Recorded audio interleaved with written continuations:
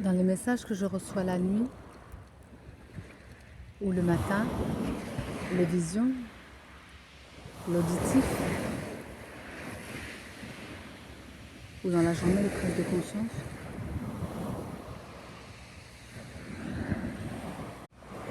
les informations qui me sont amenées pour que je puisse comprendre ce qui se vit, ce qui arrive, d'où ça vient. Les messages sont souvent très clairs, très nets, très précis, très concis aussi. Et je peux les développer et les traduire parce que j'en comprends le fondement.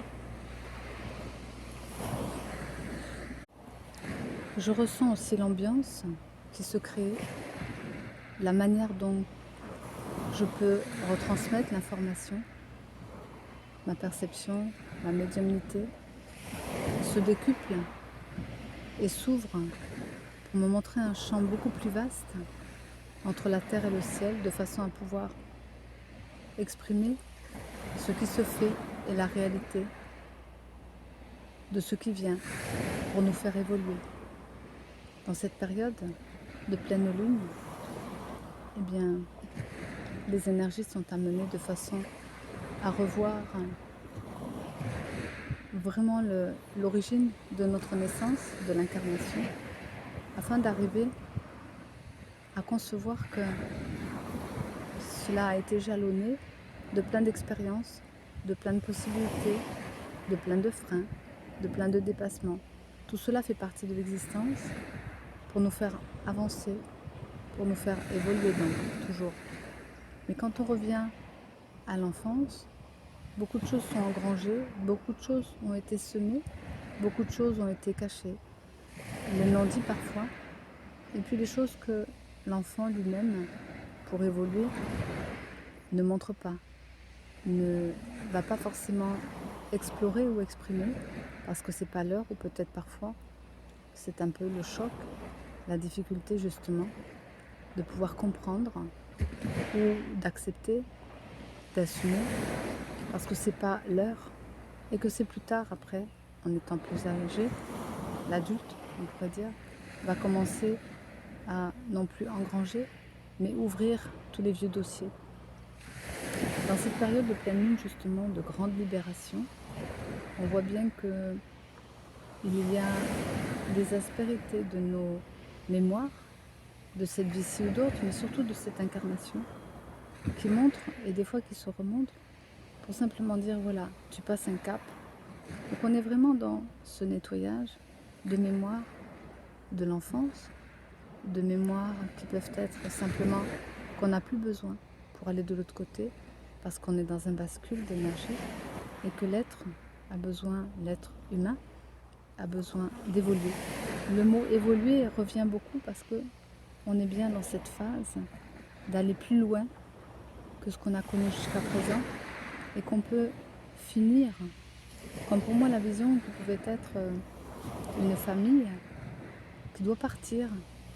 On revient dans la maison familiale et la famille du premier étage descendre au rez-de-chaussée pour bien incarner les choses, pas rester à l'étage qui peut être une autre dimension, bien le vivre dans la vie de tous les jours, parce que le quotidien c'est important. Et puis qu'il y a un effet de purification de la maison, ne serait-ce que, moi ce que j'avais vu c'était donc de la lave qui coulait et qui brûlait. C'est comme une notion de libération karmique, puisque le feu, la lave, le volcan explose peut-être ou implose, mais en tout cas fait sortir les choses et purifie. Alors on se rend compte que les schémas, que les émotions n'ont plus lieu d'être, parce que là on va essayer de sauver le corps, de partir de là, de sortir de cet enfermement, ou de cette impasse, ou de cette difficulté. À ce moment-là, on sort, mais on sort parce que les choses nous ont poussés à arrêter de refaire, mais en même temps ils mettent les vérités en face, parce que ça nous montre justement l'attitude des uns et des autres. À cet endroit-là, dans cette notion de purification, on se rend compte justement que chacun a sa part de, on pourrait dire, de problème, sa part d'attitude, de comportement, de façon d'exprimer, ou de façon de penser, ou d'agir. Donc, ces plans de conscience qui sont le faire, le ressenti et le penser sont exacerbés parce que ça doit passer et brûler tout ce qui est ancien, qui empêche notre évolution de se faire. La présence à mes côtés, que ce soit la nuit, le matin ou dans la journée, j'arrive à voir soit dans les rêves, mais ce ne sont plus des rêves, ce sont des messages. Le matin, c'est vraiment une communication avec mon être. Je pose des questions, il répond à sa façon. Je vais décoder, je traduis, je retransmets. Le jour, ce sont plutôt des prises de conscience ou de la présence dans mon oreille ou dans mon corps, comme une inspiration, une idée, mais quelque chose qui est fort et qui me fait bien comprendre que c'est différent de mon aspect humain ou de l'intellect. Donc on passe à autre chose. Là, je suis devant l'eau, la mer, on entend les vagues. Il y a peut-être un petit peu de vent, mais en tout cas c'est naturel. Et puis le soleil qui chauffe. On est début novembre et pourtant la chaleur, ça fait du bien. On peut sourire justement à la vie pour dire que l'on est gracié, privilégié, que chacun dans sa vie qu'il a choisie reçoit aujourd'hui le retour, le mérite, le positif. Mais peut-être qu'il a encore besoin, pour certains ou certaines, encore besoin de vérifier, de fouiller, de libérer. On est quand même dans des libérations d'énergie, toujours en pleine lune. La pleine lune là qui est soleil en scorpion, taureau, la lune. Eh bien le corps est important. Et l'incarnation, ce qu'on fait sur Terre, la Terre, c'est important. Alors on est mis en avant ou en face de nos réalités pour se demander, se dire aussi, qu'est-ce que je fais de tout ça? Mon corps, ma vie, ma terre. Alors on est invité à harmoniser, à purifier, à prendre conscience que c'est important. Ne serait-ce que le quotidien, comme on dit, énergie vitale, manger, dormir, relationner, bouger. Toutes ces choses doivent être en équilibre. L'opposé de la lune et du soleil, la lune en taureau et le soleil en scorpion, montre bien que c'est l'eau et la terre. C'est la sculpture. Comment on va façonner ces deux éléments qui s'opposent? Eh bien, ils sont complémentaires. Ce n'est pas opposé, c'est complémentaire. Ça veut dire qu'on peut échanger, des fois dans les relations aussi, chacun nos différences. Et qu'est-ce qu'on peut s'apporter mutuellement qui va permettre justement à soi comme à l'autre, puisque l'esprit est collectif et qu'il donne à tout le monde la même chose, je veux dire qu'il prend en compte l'ensemble. Eh bien, dans cette sculpture, dans ce qu'on va construire, l'un l'autre, c'est l'un avec l'autre. C'est pas l'un sans l'autre ou l'un contre l'autre. Les oppositions, c'est bien une mise en relation. Regarde les qualités que l'autre il a, donne-lui les tiennes. C'est un partage. Partage d'énergie. Dans cette pleine lune, c'est vraiment ça. Alors l'eau, l'émotionnel peut-être, et la terre, la façon de construire, la façon d'avancer. Ça fait que la personnalité et l'âme se retrouvent à un point de jonction entre les deux, qui est la terre où on évolue, où on avance, pour justement mieux être. Et mieux être, c'est la santé. Où est notre santé? Physique, énergétique, émotionnelle ou autre? Pour l'équilibre. Après, la vision qui pourrait être, comment dire, la représentation de cette pleine lune, de ce qui est à développer pour évoluer, eh bien, on pourrait commencer comme quelque chose qu'on perçoit, mais qui n'est pas complètement encore défini ou dessiné.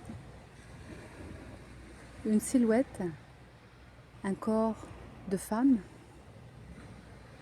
se dessine. On voit l'aspérité, on voit l'entièreté qui ressemble en fait à une sirène. La sirène symboliserait l'âme, donc une queue de poisson, de l'eau, un corps humain, une femme, la réceptivité, la subtilité, la sensibilité, mais le côté aussi naturel, simple, presque nu, dans l'authenticité de sa présence. Et puis, elle nous montrerait progressivement ses atouts, ses qualités, ses possibilités, comme l'âme fait souvent. Se dégage même le côté artistique, créatif, la beauté au naturel, le féminin, sacré, autant chez l'homme que chez la femme. Développer cette partie-là. Puis ensuite, voir que l'eau coule sur ses épaules, glisse lentement, doucement, d'une épaule vers le bas, comme un voile, mais un voile transparent. Ça glisse comme une émotion qui pourrait simplement passer, circuler, qu'on lâche, qu'on laisse dans sa liberté d'expression, couler simplement du haut vers le bas et se retrouver dans un espace en dessous, un peu comme une coupelle, simplement parce que c'est une source qui transmet, qui permet, face au soleil, comme la mer, de se refroidir, simplement se rafraîchir, se ressourcer, être bien. Parce que baigner dans l'eau, le corps est en béatitude, quand il est en accord avec l'élément. On pourrait symboliser cela comme le scorpion, qui est une énergie eau. Puis la structure, le corps, et la coupelle, et même le rocher sur lequel la sirène se pose, pourrait être un peu comme une fontaine. Imaginons le son de l'eau qui sort d'une fontaine, qui rassure, qui embellit l'atmosphère, comme une ambiance de tranquillité qu'on pourrait avoir avec ce corps, qui pourrait symboliser l'énergie du taureau. Cette terre, cette sculpture qui est posée là, bien en terre, où la sirène se prélasse tranquillement. Cette image est vraiment ça, amener cette réceptivité, dévoiler progressivement son âme, la beauté qu'elle représente, le naturel et l'authentique, et puis voir que c'est tranquille, et que l'eau, les émotions doivent glisser, on les laisse passer, ne pas les retenir, ne pas les rejeter, juste les laisser couler, et se baigner dans une eau comme une source qui rafraîchit, qui calme, comme lorsqu'on était enfant, voire encore plus loin, baigner comme le fœtus dans le ventre de sa mère. On revient vraiment à cette notion de nature, de béatitude, de bain, parce que baigner, on était en apesanteur et rassuré. Alors on pourrait représenter cela dans un œuf, comme si nous étions à cette période de mort et renaissance, parce que la mort du scorpion et la renaissance avec la vie. Cet axe qui est scorpion-taureau, c'est la mort et la vie. De basculer de la mort symboliquement, de lâcher, brûler les karmas, passer à la vie, la renaissance, pour se régénérer et redémarrer. Donc on doit lâcher des choses du passé simplement parce que naturellement, elles s'en vont, ces choses, et aller vers devant, évoluer, parce que c'est la vie qui nous amène à cela. On ne peut que vivre de cette façon. On est voué à évoluer. La photo qui suit est une photo de fleurs hibiscus. Je trouvais qu'elle représentait bien cette ouverture justement d'un aspect du mur où elle est, face au soleil. Elle est vraiment à recevoir tout, la lumière, la chaleur, l'eau pas loin, tout ce dont elle a besoin. Et l'arroser le matin, comme la vie qui coule, dont elle a besoin. Nous avons besoin de vivre, c'est cela le message. Que la vie est en nous, que la vie, la nature est autour de nous, que nous faisons partie de cette terre, de ce ciel, de cette eau, de tous les éléments de l'air, la terre, l'eau, le feu aussi, cette puissance qui est là. Alors nous devons respecter nos éléments intérieurs comme nos éléments extérieurs. Nous faisons partie de ce tout et le message pourrait être cela. Je suis une partie de telle et telle chose, alors je la respecte, ainsi je me respecte et tout est très très bien. La sérénité serait le mot. Et en même temps, on pourrait dire que la coupe, qui est l'ouverture de cette fleur, serait le féminin, et la tige qui sort serait le masculin. Les deux sont conjoints, les deux sont des polarités complémentaires, et pourtant, dans l'homme et la femme, le féminin et le masculin, le sacré pourrait venir. À partir du moment où il y aurait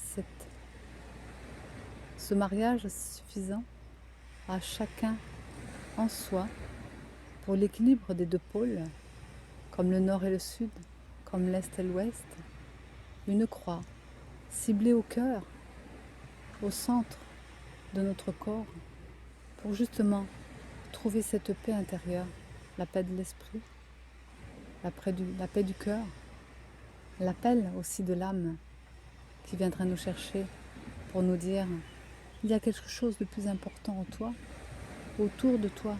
Regarde autrement les choses, pense autrement, exprime autrement, vis-le dans son entièreté, pleinement, mais fais-toi du bien, surtout, fais-toi du bien, car cela est bon pour toi. Si c'est bon pour toi, cela va rayonner le bon de toi-même autour de toi. C'est le plus important. Et l'exemple que tu donneras favorisera, fortifiera les jeunes et enclenchera de nouveautés, des nouveautés qui pourront être construites sur la paix, sur l'amour, sur des valeurs intrinsèques. Alors, peut-être que le monde changerait. Ça commence déjà par toi. Vis-le, rayonne-le, aime cela.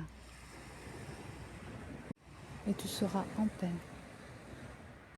Parce que peu importe ce que tu vas vivre dans ton quotidien, que ce soit facile ou difficile, profond ou élevé, cela sera pour ton bien, pour évoluer. Prends-le comme quelque chose qui va te permettre de dépasser. Parce que c'est souvent comme ça. On ne sait pas tout, on ne voit pas tout, on ne comprend pas tout. Mais malgré tout, on avance. Si tu regardes depuis ta naissance à maintenant, tu as changé, tu as compris, tu t'es renforcé, tu t'es affirmé. Toutes ces choses sont utiles.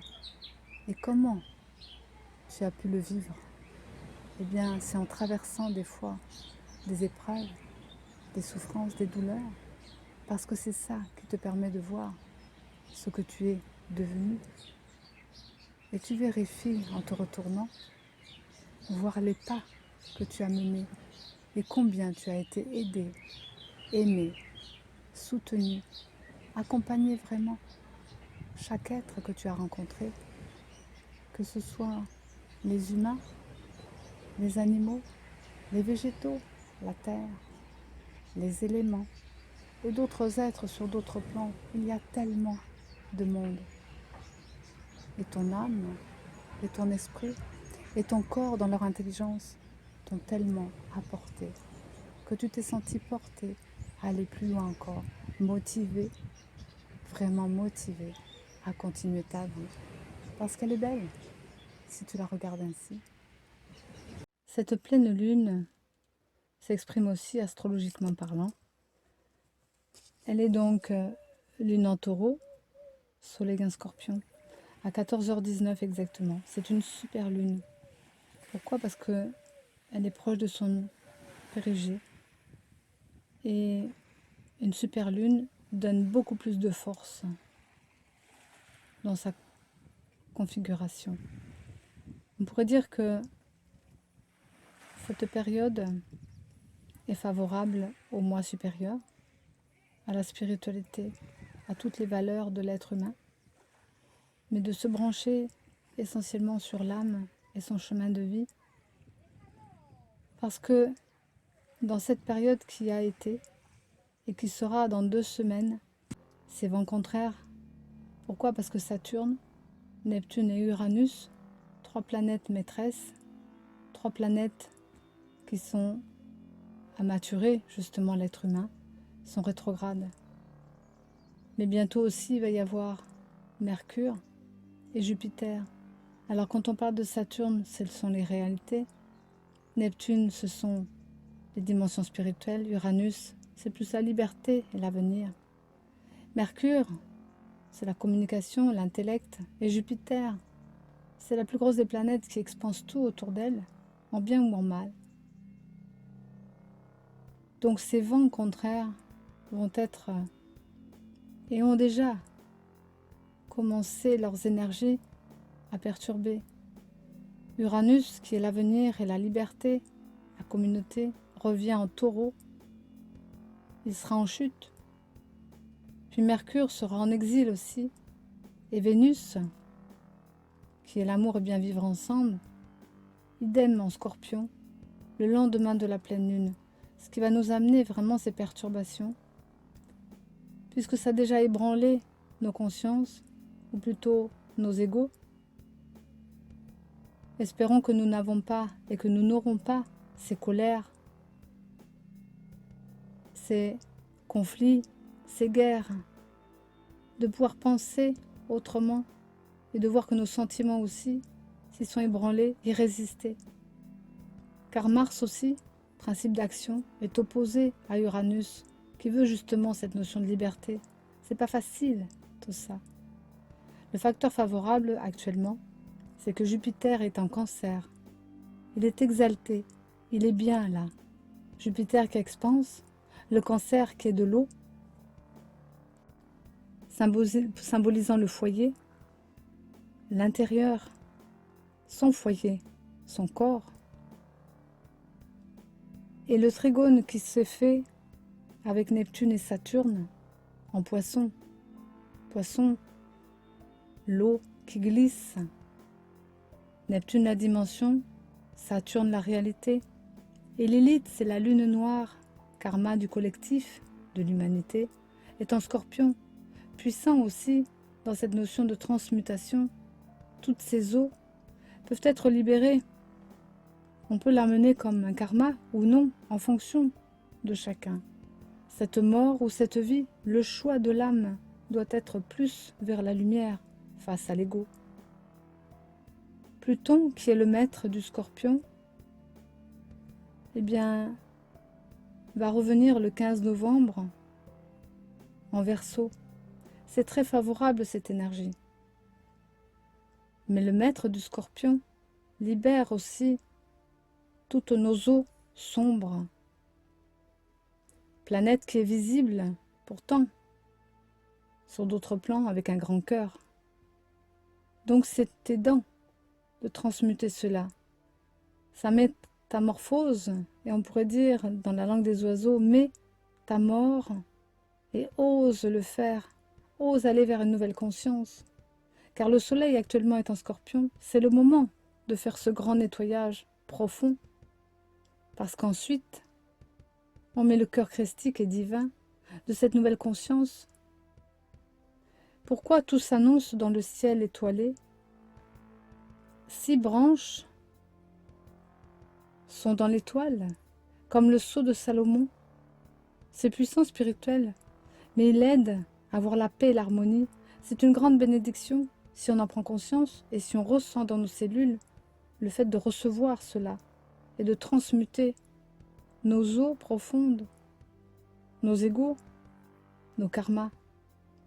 Cette pleine lune en taureau, avec ce soleil en scorpion, cette super lune, eh bien chez elle est puissante.